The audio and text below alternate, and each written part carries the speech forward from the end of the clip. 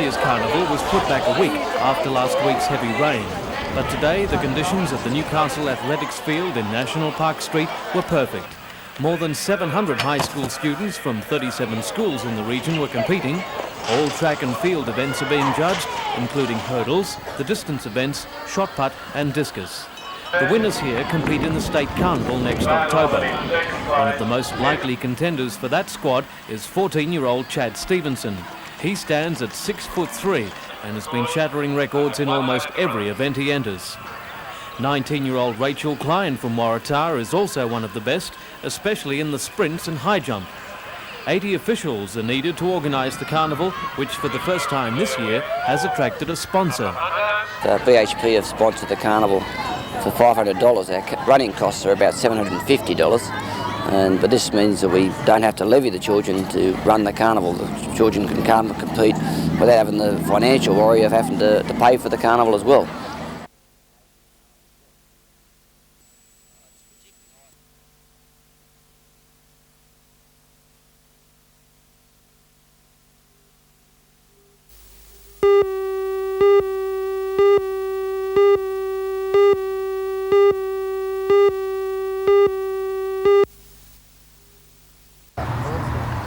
Considering the amount of rain that's drenched everything lately, the course was pretty good, but with the occasional trouble spot that kept the record safe.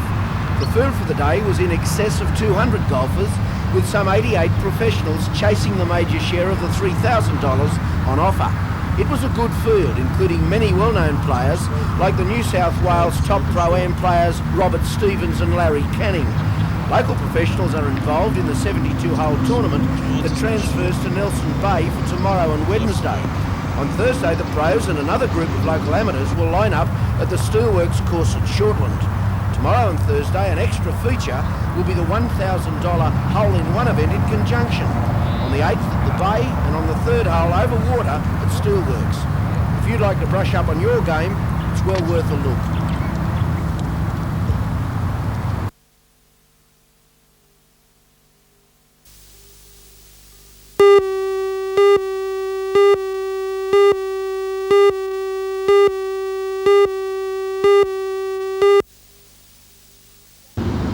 Today, Carrington Slipways averted more industrial stoppages at its ship under construction, the Sandra Marie.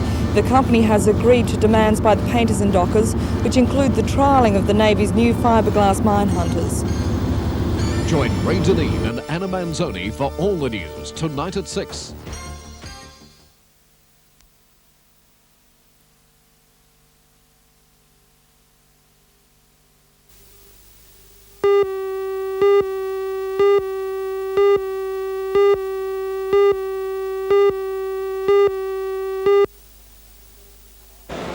Hello, I'm Mark Warren. The first Newcastle Career Market Days are being held today and tomorrow here at the Newcastle City Hall.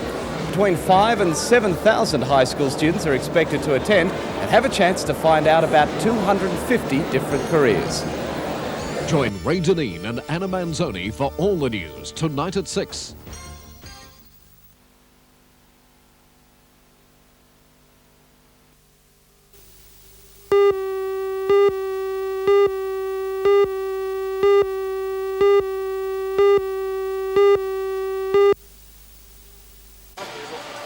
The dispute is over whether the painters and dockers or the Amalgamated Metal Workers Union should work on the construction and sea trials of the Navy's new fiberglass mine hunters.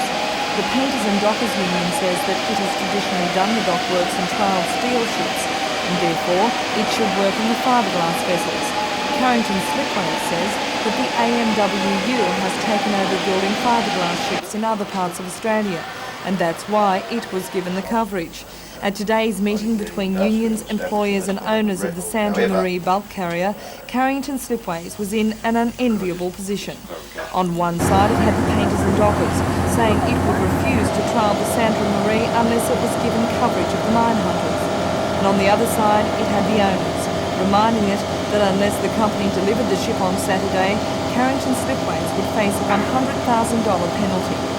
According to Don Laverick, the union had Carrington Slipways over a barrel, and the company had no alternative but to agree.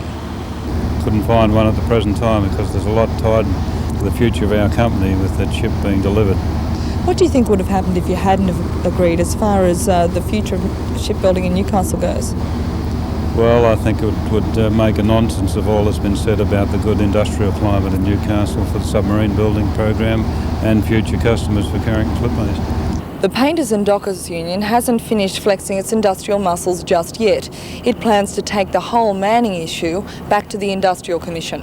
And if it's successful, it will completely drive AMWU members out of the fiberglass shipyards. But Carrington Slipways plans to fight the union every step of the way.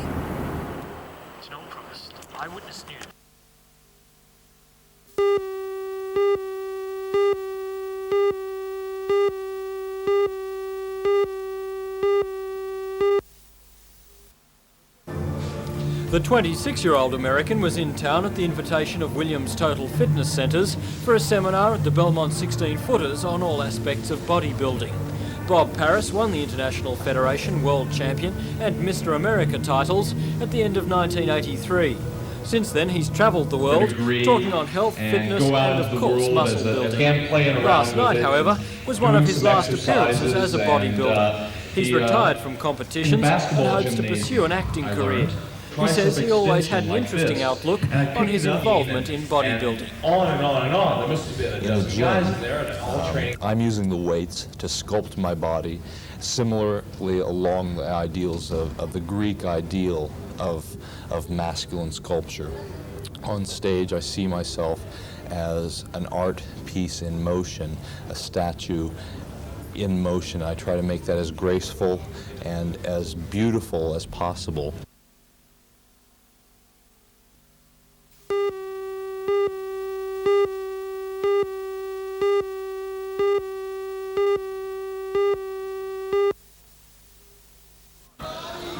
Last night's fight for the vacant Australian junior featherweight crown was a David and Goliath affair. Newcastle's Marty Fain in the black shorts towered above his pocket-sized opponent Bobby Mastro. But like the legend, Mastro showed he had a big heart and put up an extremely gutsy performance, even though he was out of his depth in the height and reach departments. From the start, the little man darted around the ring, managing to avoid many of Fain's big hits. Mastro wore a few in the second round, but gave Fain a few of his own back. In round 3, both boxers landed plenty of blows, but it appeared the South Coast contender was beginning to tire. Mastro came out in the next round with some big hits, but Fain replied with some bone shakers.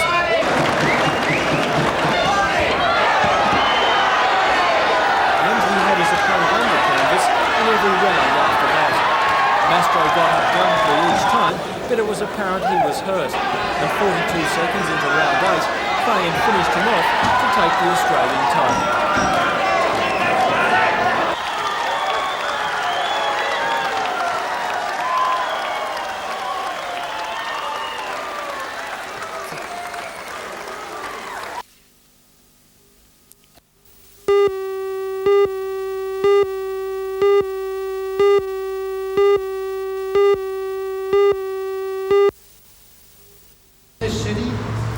Mr Unsworth was in Newcastle to open the Labor Party's campaign headquarters in High Street, and he left no one in doubt about what would happen if a non-Labor council were elected. Mr Premier, are you threatening the people of Newcastle by saying that they perhaps won't get a better deal if they don't vote in a Labor council? I think the situation is this, that the Labor government is obviously in a better position to deal with issues in Newcastle if we have a cooperative city council. And I've always found that if you're dealing with members of the Labor Party in local government situations, that cooperation exists. That's in effect what I've said here today. Will you give the same cooperation if it's, say, Citizens Group or Independence Council? Well, I've often found it difficult in dealing with some of these groups because they're looking for confrontation. During the morning, the Premier wandered around the Shortland lawns and looked over the Harbour Foreshore project, noting a small protest against the Department of Housing's East End development. He also pledged his continuing support for Newcastle's bid for the Submarine contract, saying that he had spoken to the German Consortium, which showed intense interest in Newcastle's bid.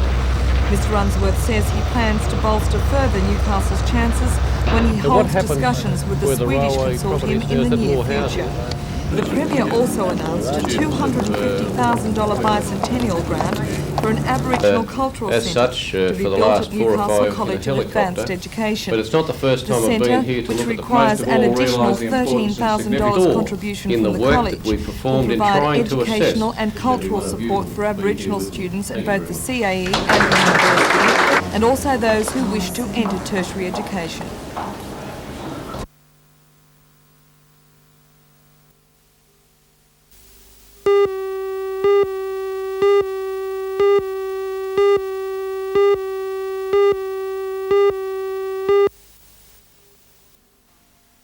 What many farmers for years have discarded as rubbish, others have prized as treasure. And now with his treasure trove sprawling over his property Mayland, between Denman and Jerry's Plains, Jeff Wolfgang's a very happy man. Jeff has been collecting old farm machinery seriously for the last 20 years and is now one of the prime movers behind a proposal to have a permanent resting place for these relics established in the valley. He's a member of the Hunter Valley Vintage Farm Machinery Club, a 30-strong band of enthusiastic collectors. His collection is an amazing array of rust-coloured tractors, engines, cars, trucks, harvesters, ploughs and bits and pieces, some restored and others showing the effects of a hard life, the weather and age. Among his more treasured pieces, this World War I vintage William Foster 4-horsepower portable steam engine, once owned by a Chinese market gardener at Scone. And then there's this gem, a Farmall H tractor, also imported from England, complete with a clod crusher. A little temperamental, it refused to be cranked into action, but a gentle tow from a slightly more modern piece soon had it firing and going through its paces, just like it did decades ago when the Hunter was still being transformed into the magnificent farmland it is today. It's not only things mechanical that come in for Jeff Wolfgang's very special attention. Take this flat-bottomed wooden boat, for instance. It's 70 years old and it certainly looks its age, but in its heyday it was very important to the Upper Hunter. People of Denman and Jerry's Plains would remember it, for it was used to ferry them and their produce, including milk cans, across the Hunter River. For every piece of machinery, Jeff has a little story about its past, and this wooden chaff cutter is no exception.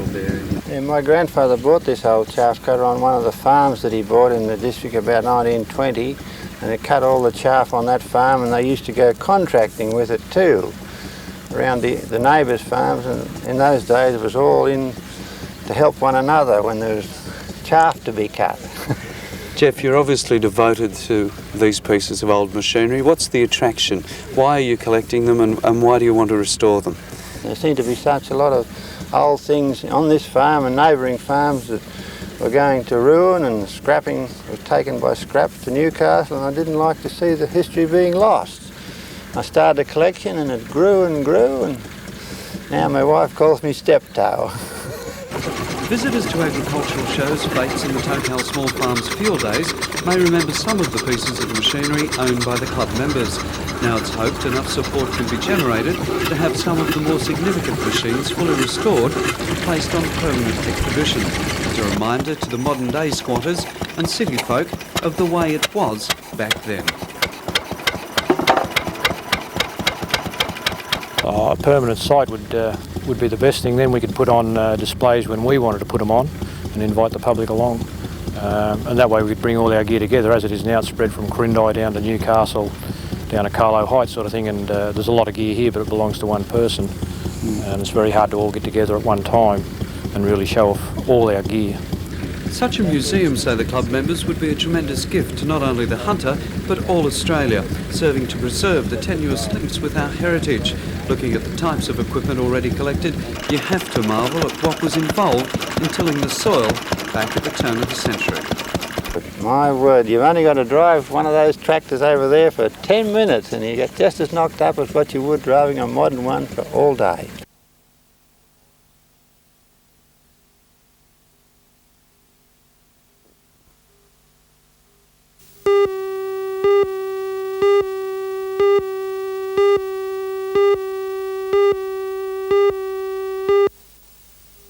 Labour Council, here's what the Premier said last night. The Labor government is obviously in a better position to deal with issues in Newcastle if we have a cooperative city council. And I've always found that if you're dealing with members of the Labor Party in local government, situations that that cooperation exists. That's in effect what I've said here today. Will you give the same cooperation if it's, say, Citizens Group or Independence Council? Well, I've often found it difficult in dealing with some of these groups because they're looking for confrontation. 3 of the Lord Mayoral candidates today expressed their anger at the Premier's comments. Well, I felt that Mr Unsworth has underestimated the Newcastle people. Newcastle people fight for their independence, and they will take his comments as being insulting to them and an indication that he's not prepared to trust them to vote the way they should. Today, Mr Unsworth sent out a press release saying that any suggestion that I would attempt to apply any sort of pressure on the people of Newcastle to vote for the Labor Party ticket is not only totally false, but highly slanderous. The Premier then went on to say that with the Labor City Council, I am more assured of cooperation than if a bunch of communists, Liberal and National Party supporters masquerading as independents were to be in charge. The Lord Mayoral candidates say that Mr Unsworth has nothing to worry about. They say they would cooperate wherever possible with the state government. I think that would be probably easier to cooperate if you weren't in a political situation than if you were. I see that as being quite a logical thing to do. Labor's candidate, John McNaughton, was unavailable for on-camera comment today because he was in Sydney with Mr Unsworth. But he says the Premier hasn't damaged Labor's chances in the forthcoming council poll. He says the people of Newcastle are too smart to be confused by an issue that has been blown out of all proportion by journalistic coverage.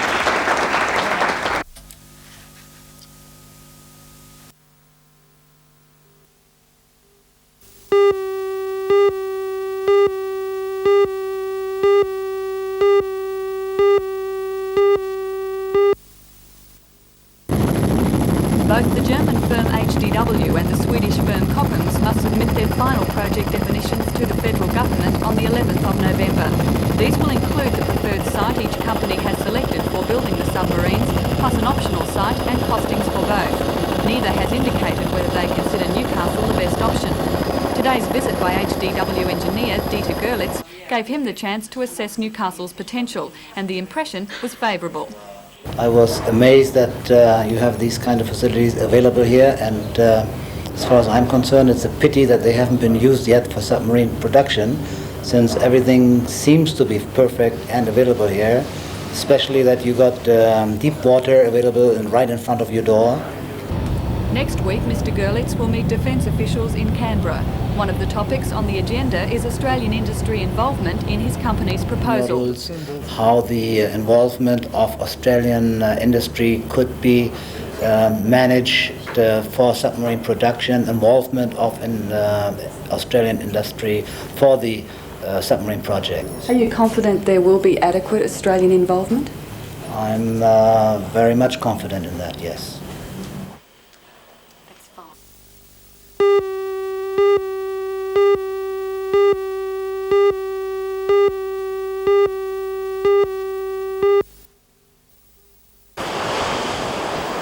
The big swell was calm today, and under perfect conditions the first rounds of the two-day classic began at Dixon Park Beach.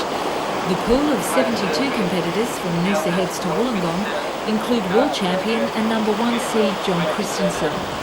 There are now 6 competitions on the Australian wave ski circuit, and although the prize money of $4,000 isn't the richest event, the Newcastle competition has great prestige.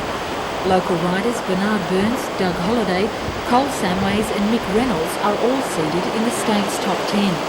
They're tipped to show the crowds and their competitors the tactics needed to manoeuvre the wave skis in competition.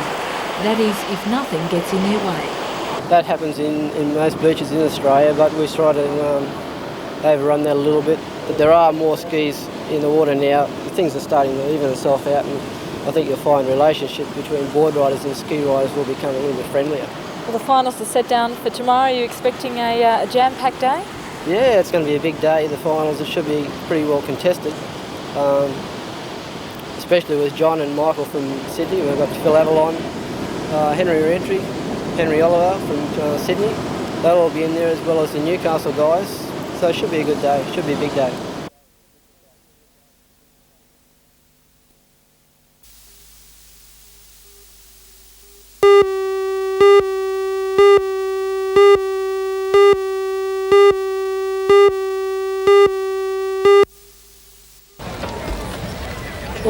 by the District Vintage Car Club, the annual swap meet at the showground is just that.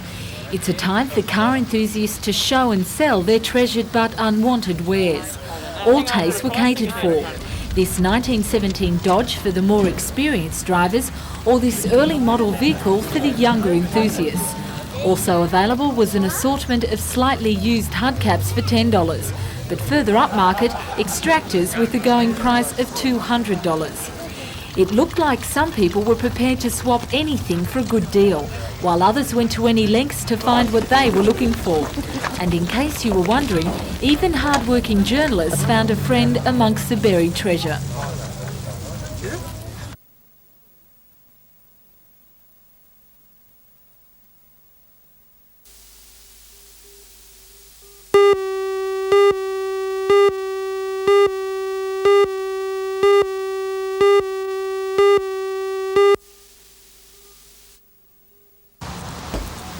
Set on the beautiful foreshore of Soldiers Point near Nelson Bay, the peninsula is now available to those interested in buying one of the 12 exclusive townhouses. If you've a spare $350,000, a three-bedroom unit with comfortable surroundings could soon be yours.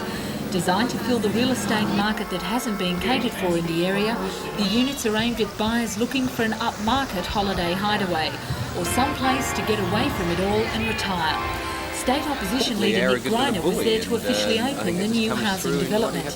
Commenting on the forthcoming Newcastle poll, Mr Greiner said his party is prepared to work with any elected city council, regardless of which political group they dominate. Look, we basically believe in local government being an independent tier of government. The Liberal and Labor parties participate, so do independents, but the difference between us and the Labor Party is that we recognise local government as independent of us and as being at an equal level to us, not as some sort of subservient group to be trampled all over. So it isn't a matter of a Liberal Party offering a Liberal Newcastle council anything. What it's a matter of is treating Newcastle as the second most important council area in New South Wales and giving them the respect they deserve regardless of whether it happens to be Liberal, Labor or independents who are dominating the council.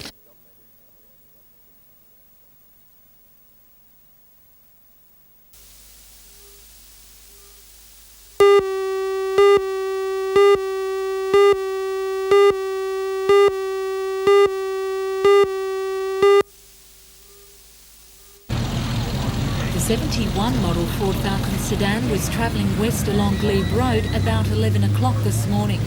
The vehicle lost control when it veered to the left, mounted the curb and collided head-on with a power pole. The driver was trapped for 15 minutes until he was pulled from the twisted wreckage by the police rescue squad. The 23-year-old driver escaped with only a minor cut to his lip. No passengers were involved, but the power pole was damaged from the force of the impact.